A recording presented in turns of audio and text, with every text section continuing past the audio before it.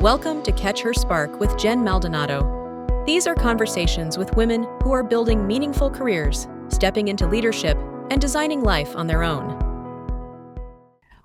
Hi, everyone. Today I am super happy. I'm talking with Gigi Welch, and she spent years in the post-production world working with agencies, creative team, and production across different countries. And what I found interesting about her work is that for her, editing is not just technical, right? It's knowing what matters, what doesn't, what people feel, and how to shape a story without overcomplicating it. Because a lot of people think creativity is a little bit chaos. It is for me, but the people who are actually good at it usually bring structure to that chaos. So, and that's what one of the things that Gigi does.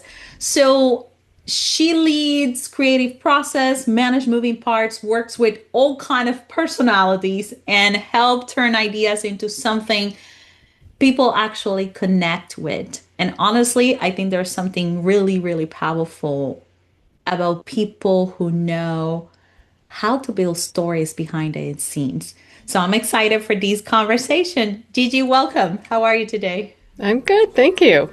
You made it sound like what I do sounded like really good. Thanks. Well, I really understood. I mean, it's a great industry, and it also requires a lot of understanding those emotions, how to tell the stories, especially through video editing. But I don't want to tell your story and what you do, what you don't share with us exactly what you do. What's your story? Oh, so I mean, I guess the role of an editor is, I mean, the whole process works. You've got, if you're working on a commercial, the advertising agency will come up with the concept, and they will hire the people that will help them see the concept through. So you have a director who usually has a vision that they bring to it. Everybody brings something to it. Then, they'll go out and they'll shoot the film, and they'll hand it to me, and then I will craft the story from that. And there's a couple of different ways that these stories are told. One is if you've got something that's very scripted, then, it's kind of picking the best takes and the best emotions that help carry that story. And when you have something that's more documentary style, the editor plays a bigger role because you're helping figure out what that story is. And then, as an editor, I also see it all the way through. So from me, it will go to like a sound designer or, the music composer, or it will go to visual effects or motion graphics. And then it will go to a final color correction. And so the editor helps coordinate that and see it through to the final piece that you see on air. Wow. I mean, it's from a technical standpoint, I guess that to your point, there's a lot of practice and all of lessons that you learn in the process.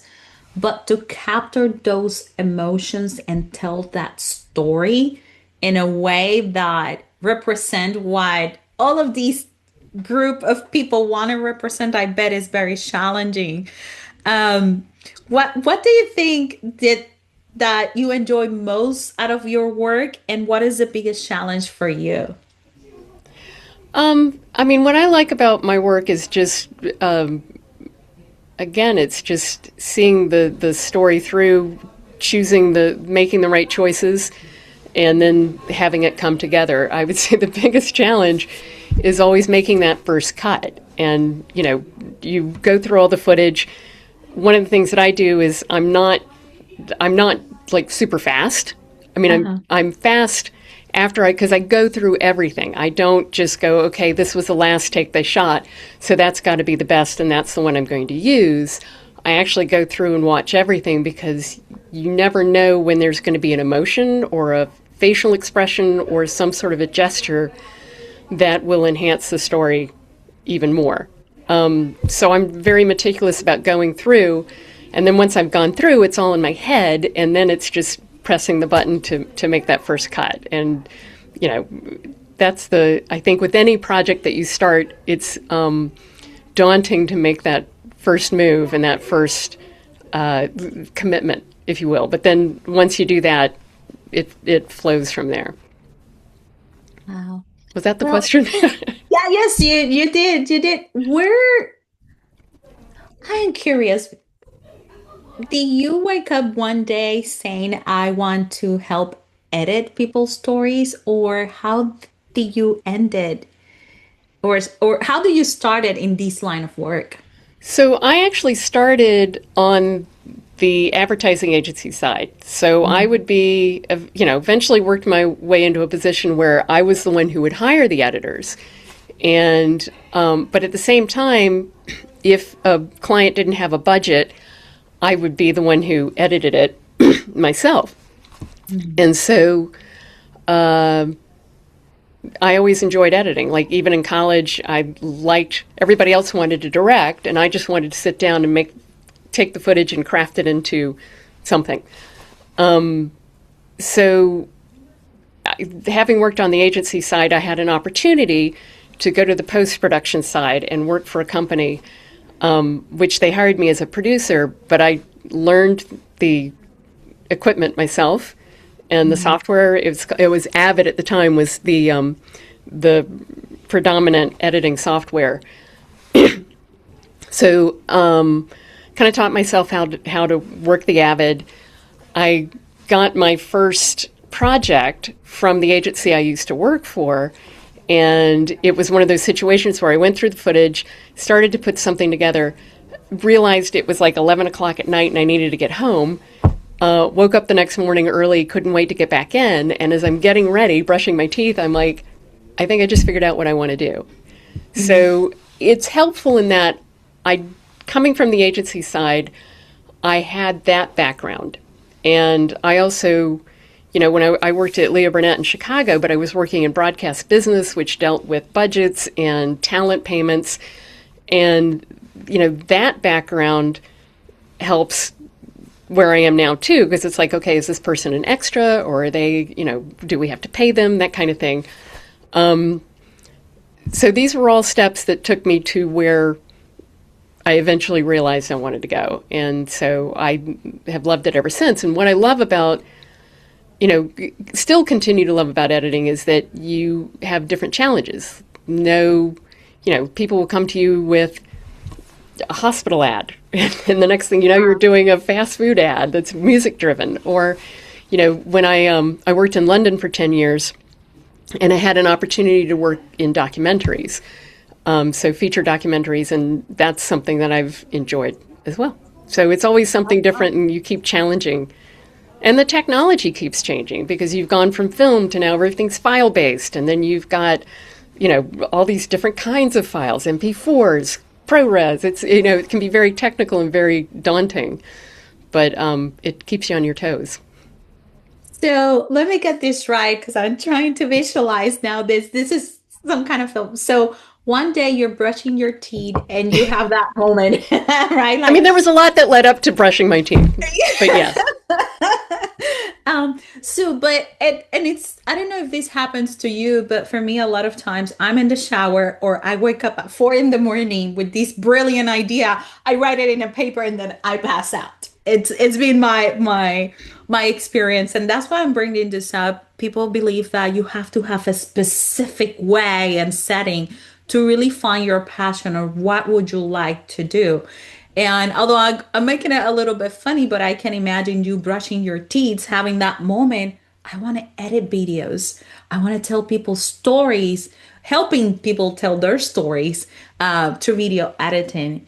And all it was inspired by the moment that you did that extra step of service of you editing, because someone didn't have the budget, so you wanted to help. It was whole service. So did I got those concepts correct? Well, it wasn't necessarily, that sounds so altruistic. No, it wasn't because of service. It was because of passion. And what I didn't realize, I mean, I guess I did know what I liked to do. I knew that I enjoyed editing. What I didn't realize was that I didn't give myself permission to take that step. and to actually start editing. And when I had an opportunity that kind of, it didn't like come to me. It was like my old agency, they knew I could edit. They knew I had learned the Avid, and they're like, hey, do you want to do this commercial? I'm like, yeah, sure. And when I did it, and I realized, number one, I can do it. Number two, that I really love doing it, that I gave myself permission to pursue it further, if that makes sense. Yes, it makes a lot of sense. I love it. I love that statement. I gave myself permission to Yeah. pursue it. Yes, that's awesome. That's awesome. So, um, in the process of changing or transitioning to this new career of editing, is there something that you feel really proud professionally in that process? So now you have discover what you want to go, gave yourself permission. So, and you have gone through all of these amazing journey in life. What are you most proud of professionally? Um, I mean, there's a lot of stuff. I can't name one. I mean, you know, there's like when I went to London, I moved to London, and I worked, well, I mean, even before London, I was living in Chicago, and I did this ad with a director, and it was what we call a spec ad. So it's not for an actual client. It was just more the director had this great idea for a commercial. Let's make it like a Levi's commercial. And so we did that commercial, and it ended up winning an award. They have AICPs, it's the Association of Independent Commercial Producers. They have an award show every year, and it was in conjunction with the Museum of Modern Art in New York. And it was a celebration of some of the best commercials that were coming out. And this one won for an award for best spec ad. So that was a moment of pride. The other was when I moved to London the first time. I've lived there 4 times. But the first time I was told as an American and an editor that I wasn't going to be able to work in London because nobody wanted to work with an American editor. Their commercials are crap, and our, British commercials are so much better, which at the time they were. It was much more cinematic. Mm-hmm. So I had an opportunity to work with a director that had a reputation of being very mean. And so nobody else wanted to work with him. And so it was like for a Bacardi ad. Mm-hmm. And it was, I'm like working on a Friday night, working all over the weekend, midnight on Sunday. The director, the advertising agency, they all come in and they liked what I had done. And so I got to finish out the ad.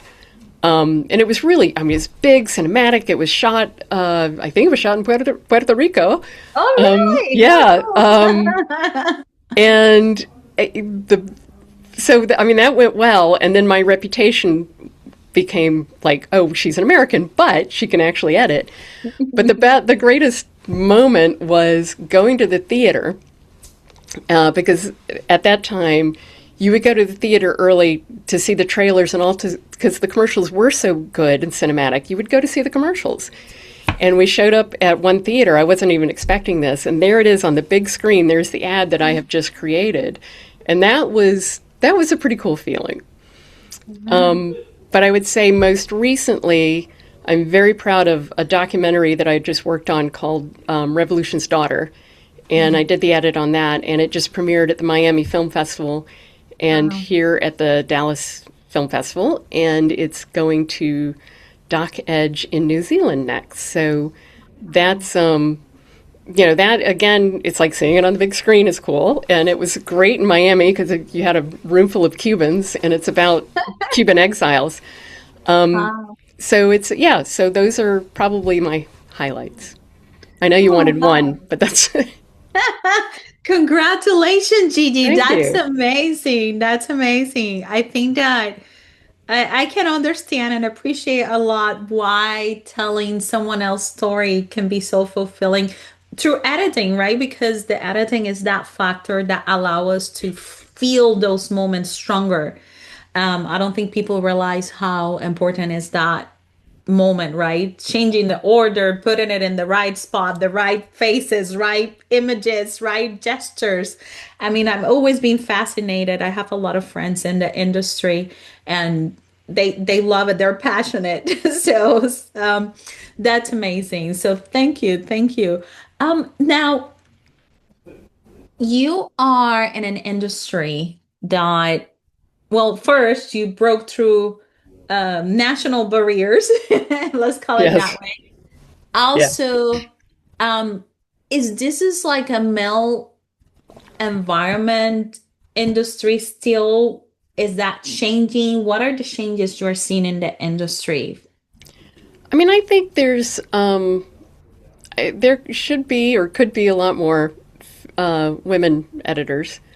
I mean, funnily enough, when I worked in London, when I lived there the second time, I worked with a woman named Pam Power, and she is like the matron of editors in London. I mean, she worked with Ridley Scott and Tony Scott, and was there's an ad that came out in 1984 called 1984. It was for Apple Macintosh.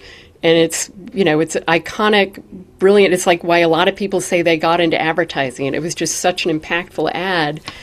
And she was the editor on it, which it's funny because we interviewed her for a segment a couple of years ago. And no one in London really appreciates that ad as much as we do in the States, because it aired one time in the Super Bowl. And everybody was talking about it afterwards. And as I said, there's so many people will tell you, it's like, that was the advertisement that made me want to go into advertising. But she was very gracious, and it birthed so many other post-production facilities that came out of her shop, and, who'd been her assistants and became editors and decided to do their own thing. So here in Dallas, there's probably, I think there's 4 or 5 women editors. Wow. And I think there's, I don't know how many in Austin, but I mean, it's probably the whole production industry. You don't have as many women film directors as you do men film directors, but my hope is just to not be thought of in that way. It's like, I'm an editor. Yes. That's it. Yes. Yeah. It's so interesting because sometimes there's that paradigm shift, right? To your point, like, how do we remove these barriers of my gender being the result of if I can do a good job or not? I think that for a lot of women, and this is just a personal thought, like seeing other women becomes inspirational because it's a demonstration. Oh yes, we can do it. We can support each other in the industry, right? And we can have conversations with the other counterparts that normally they won't understand or appreciate it, or won't be able to advise on how to manage other type of lifestyles. Even more than work, is just a lifestyle Yeah. that works, to your point. And then at the same time, how do we neutralize, right? that perception of we can do a good job either way. I love it. I love it. Thank you for sharing that. Yeah. So in the process of you going through telling people stories, is there any story that have changed your life? Maybe it changed a belief, or maybe you have outgrown a belief, something that really resonated with you. Um, Not really. I mean, there are things that, I mean, I think what you do is not necessarily learn things about myself. I mean, anything that involves like kids, I that those stories will touch me. But I think the thing is, as an editor, you become an expert. not really an expert, but you just learn a lot about a lot of different things. So you get that much information, but and then you move on to the next one. It's like I never knew that about industrial steel. Mhm. So I guess the documentaries have been. I mean, like I'm working on a documentary right now that's about a neurosurgeon in Ukraine. And Ah, for me, that's, you know, getting their story out is very important because they're under attack and, yeah. there's war crimes and atrocities happening every day. Wow. And, for some reason, we're not helping them out. And Yeah. that's not right. So, it's like this is a hospital that's 60 miles from the kill zone. Mm. And these are, hospital personnel that are just trying to, put people back together while keeping their own lives together. And it's it's tragic. It's awful and one of the doctors keeps us and he's kind of updates us on WhatsApp every day. And it's horrendous, the videos that he shows. And it's just people, just civilians being attacked. And, it needs to stop, but mostly we need to tell their story because these are heroes and these are people who were absolutely, again, fighting every day, keeping themselves together and trying to, I was reading an article in the New York Times that was talking about how Ukrainians don't even like to be told that they're resilient because they're hurting. I mean, they're absolutely hurting, but they're trying, but they're not going to give up. If Mhm. that's what you call resilience, great, but they are taking a beating. Mhm. So at this moment, hearing their stories is, I have to walk away sometimes because it is so tragic.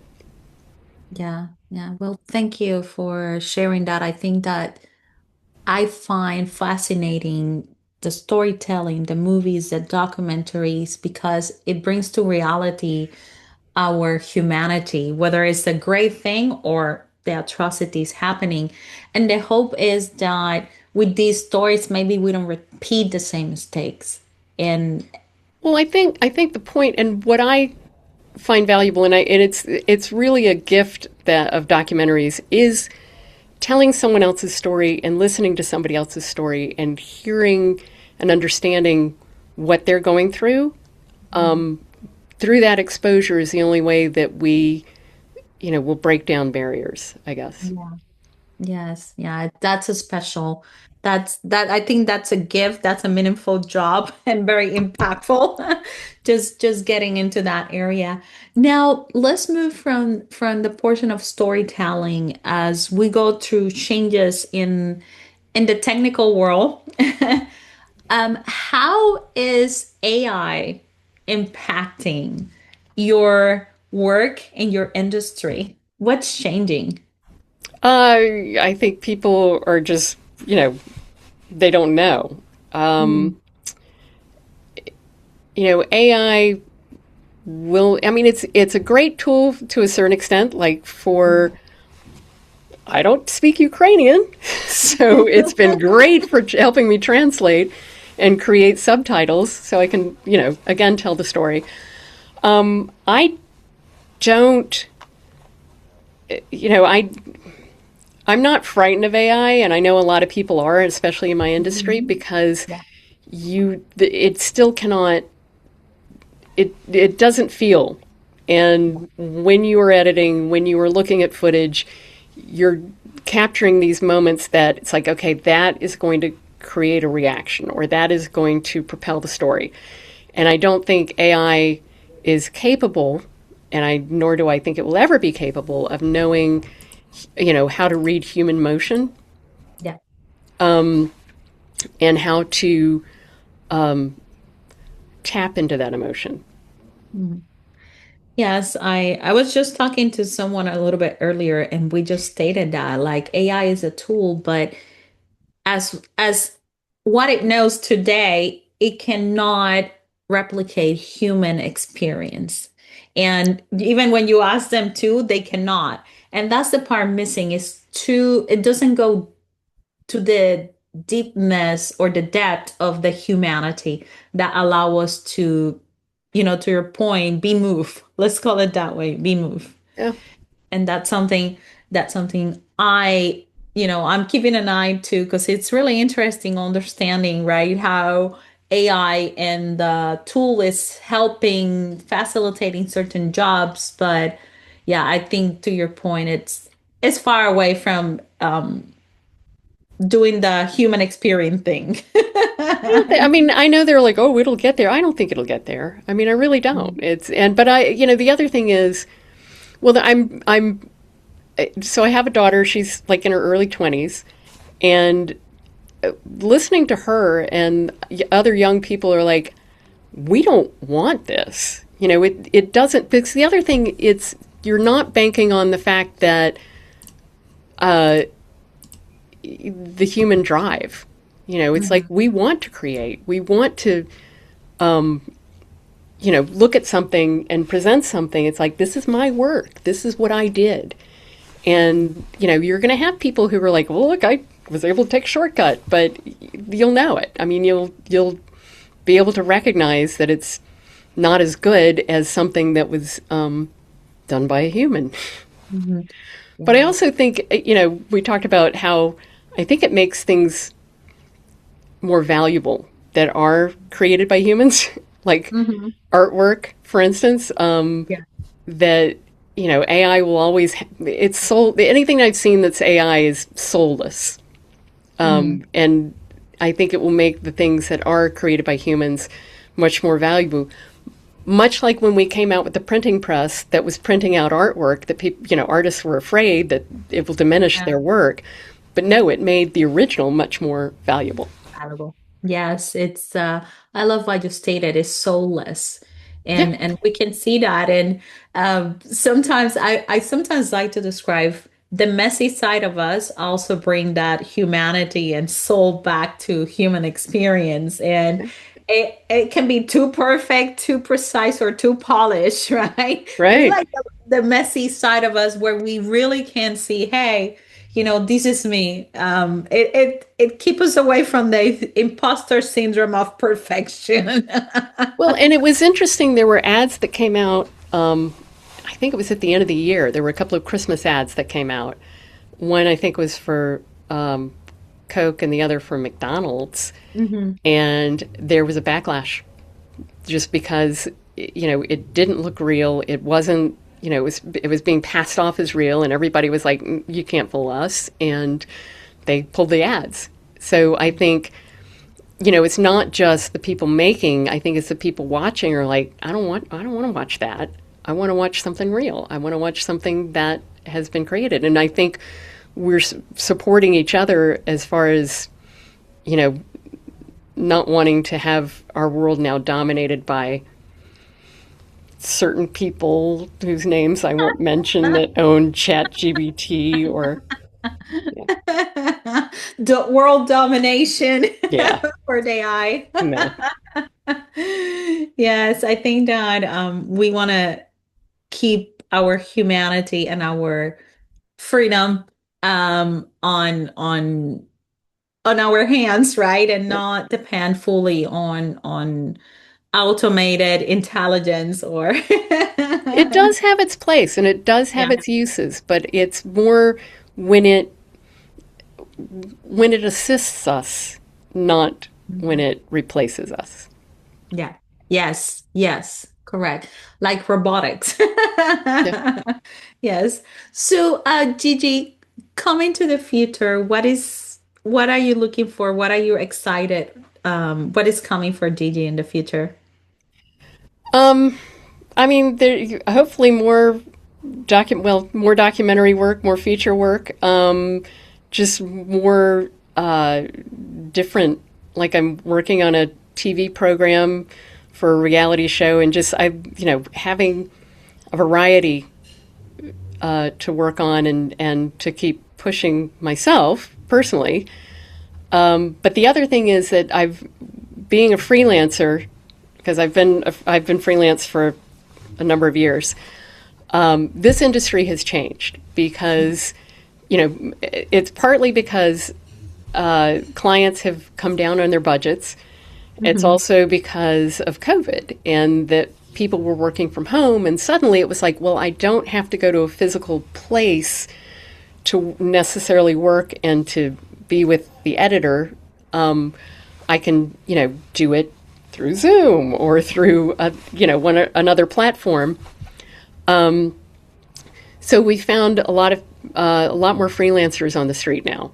And, some of these post houses have closed their doors. So I guess 2 years ago, we came up with this concept called, we're calling it the Reservoir. And it's just a collective of post-production talent. So like on our website, we have 5 editors that are listed on our roster. We have audio engineers, sound designers. We have motion design, and then visual effects and color, like final color correctors. So it's like the whole step, every step of finishing out a commercial or a feature or whatever. But these are all freelancers, and so we just kind of support each other, and people can come to one place rather than having to okay, I've got to pick an editor, now I have to pick an audio engineer. You can do it all through the Reservoir, and we have a producer that will coordinate the jobs and make it easier. So it's great for the freelancers because a lot of these people, I was about to say a lot of these guys, a lot of this talent Love it.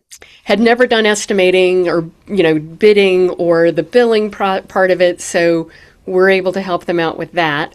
But it's also, it really is just, it's not really a company so much as my husband calls it a nonprofit. Because we really are about getting people work, helping them get work, and helping them get their day rate more than we are about trying to make a lot of money. We just make enough to do the admin costs and just support each other that way. Yeah, the hub where you find them. Yeah. So yes, I guess unlike many on your podcasts, I'm not entrepreneur of the year. I mean, it's entrepreneurship, executives, busy professionals. Our struggles are real in different ways, And to your point, there's moments that we're here, there's moments that we're down there, there's moments that we don't know where we are. So looking at the future now, that you mentioned that, I have spoken to some of my friends in the industry too, and they have done incredible well, successful, and they have been the struggle moments, especially during COVID, that was very challenging for everybody. They are now picking up again, and one of the things that they realize or what they have talked to me is that they're incredible successful in their careers or business, but that success usually has come with long hours, a lot of stress because of the uncertainty. And some of them start thinking about the future, what they want to do to keep certain level of income so they don't have to stress out. And they have been asking questions like, Jen, do you know how we create income beyond the work we do every day? And some of them think about investing in stocks, real estate, crypto, you name it. What are your thoughts about creating income outside of your work? I have no idea. I love it. You know what? It's so real. No, I don't. I guess I don't think about it because I do love what I do so much, and I don't want to stop doing it. And I have, it's like I have a lot of friends who are like, "Well, you should be retired by now." I'm like, "No, I'm not going to. I'm going to keep going as long as I can." Because I enjoy it, and I don't stop to think about, I guess I would love to work less hours, but at the same time, I kind of put it on myself because I don't like to turn anything down. I'm like, well, that sounds fun. I'll do that too. Sure.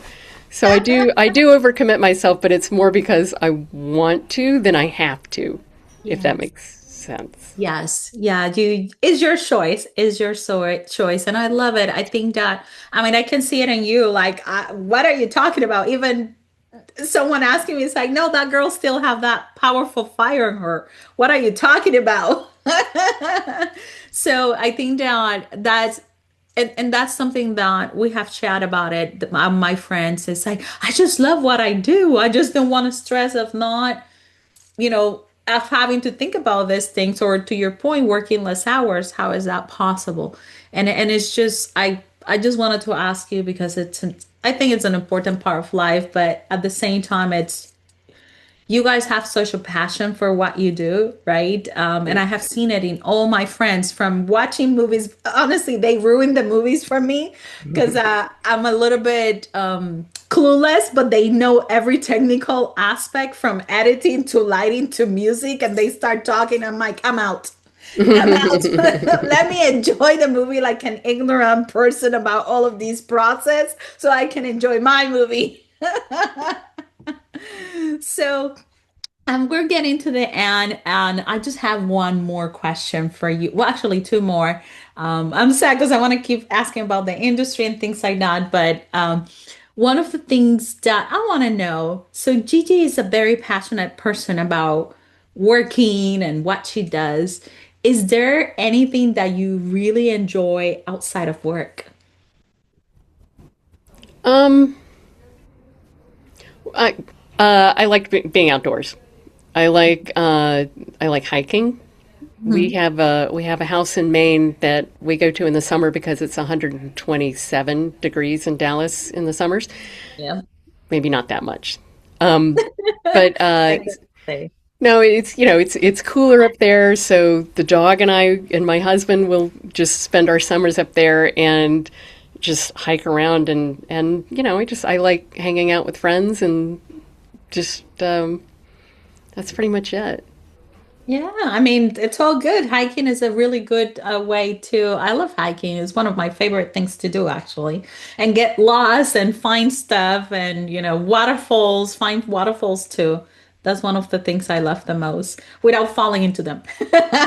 Well, there was another article that came out and said how your cognitive skills improve when you've been outdoors. So Oh, they like wow. took a group of students, gave them an aptitude test, and then sent them out to walk in the outdoors, and they came back and did a different aptitude test, and across the board they did better. So, and that's one thing with editing because I had a young woman who's editing, and she asked me one time. She said, "Well, what do you do when you get stuck? When you're like, where am I going to take this story?" And I said, "I go for a walk. I just, it's like what you're doing, you're editing up here and you're just implementing it on the computer. So you got to walk away, and that's where some of my best edits happen is on the trail. What? Not brushing your teeth? No, the brushing, no. I'm not I even have sure to if I tease was you. That brushing was my great. teeth. It sounded better than what I might have been doing instead. I just wanted to tease you. I think it's incredible. And to your point, having that moment of a stepping back is so important so we can have a thinking time. Let's call it that way. Thinking time, feeling time too, because sometimes it's not a lot about thinking, it's about feeling. And then from the feeling, expressing, I can imagine the what it's meant to be, whatever it is. So, Gigi, if people want to connect with you, what is the best way to do so? I either LinkedIn or our website is thereservoir.tv, and that's you can see my work, you can see the work of other people who we're representing. I also have a website, Gigi Edits, that gigiedits.com, and that's kind of got all my historical work. In fact, it's probably all historical because I haven't had time to update the website lately. It's all good. Awesome. Well, thank you so much, Gigi, for gifting your story, your time, your experiences to all of us. We really appreciate that. Well, thank you. You've been listening to Catch Her Spark with Jen Maldonado, where bold women lead the way. Ready to share your spark? Apply to be a guest at catchherspark.com/guest.